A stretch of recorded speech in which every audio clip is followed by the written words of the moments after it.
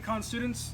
Back again, just finished mowing my lawn. It got me kind of thinking, is that something I want to do for a living, or maybe something I want to make a little extra money on? And one way we can determine this is looking at the law of supply. Now, going back to law of demand, that deals with consumers. Supply deals with producers. Okay, so I am willing to sell my labor, meaning I'm going to mow lawns, but how much am I going to charge? And if people are going to pay me a certain price, how many lawns am I willing to, say, mow per day? Now, we're going to do, just like in economics, you can put anything in a real life graph or table. And that's what we're going to do right here. So this right here is the law of supply, dealing with my production or my labor, right? So let's say at $5. Let's say my neighbor offered me $5 to mow his lawn. It's not worth it to me. I'm not going to do it. If they offered me $5, I might be willing to go ahead and mow at least one of my neighbor's lawns.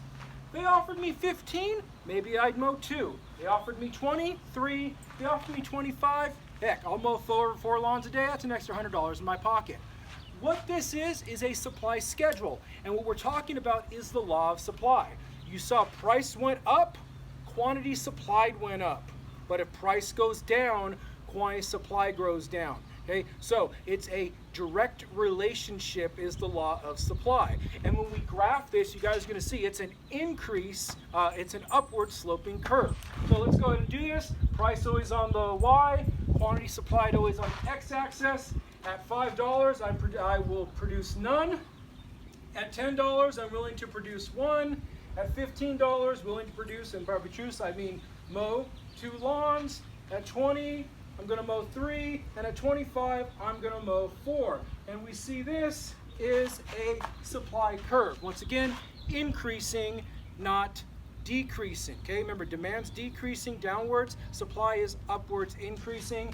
This right here is supply. The law of supply is price goes up, quantity supplied goes up, price goes down, quantity supplied goes down, right? So if you think about it, let's say that the price went up to $25 and I'm mowing 4 lawns, right? I'm making more money. It's also going to be a green light for other people to be like, well, there's $25 to mow a little lawn. I might be willing to do that. So other people might be willing to mow lawns too, which is adding more producers, which helps supply increase. It's why it's that direct relationship. Now, this is dealing just with price. Once again, when we deal with price, we move up and down the line. But there are different aspects that could cause the entire line to either increase to the right or decrease to the left, and those are called shifters. Here are the shifters. We have 5 shifters, right? Once again, whatever textbook you look at, these things could change from looking at my videos on demand. So number 1 is technology. Technology increases, right? We can produce more. Let's look at milkers, right? So back in the day, you had a cow, you'd go and you'd have to milk the cow, right? You wouldn't be able to produce very much in a day, but now they have this technology where they have a whole machine that connects to the cow's udders and it sucks milk out at a quicker rate. That means that that's causing supply to increase, which would be a shift to the right, which is actually below the original supply line, which can get a little tricky and confuse some students, right? If supply decreased, it moves this way, above the line, and that's a decrease in supply.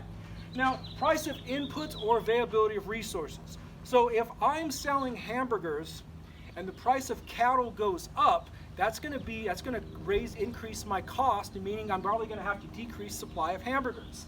Government actions also take into account in this.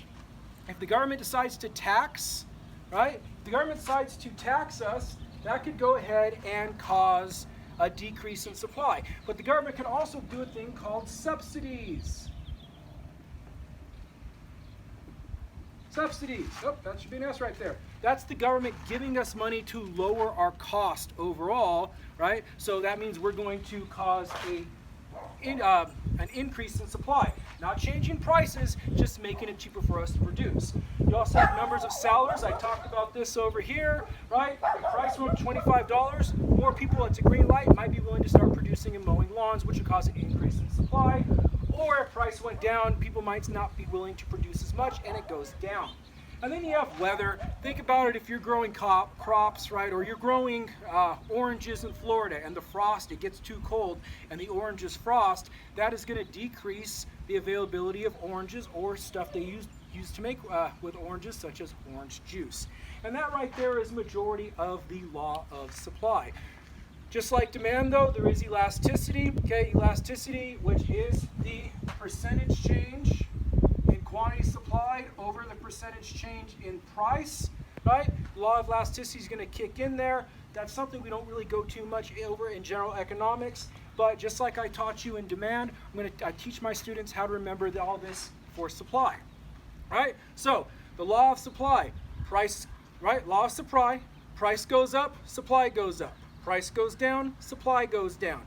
Just like demand though, it's elastic, right? Sometimes it's very sensitive to price change, right? So it's very stretchy. Sometimes it's not very. So elastic, inelastic.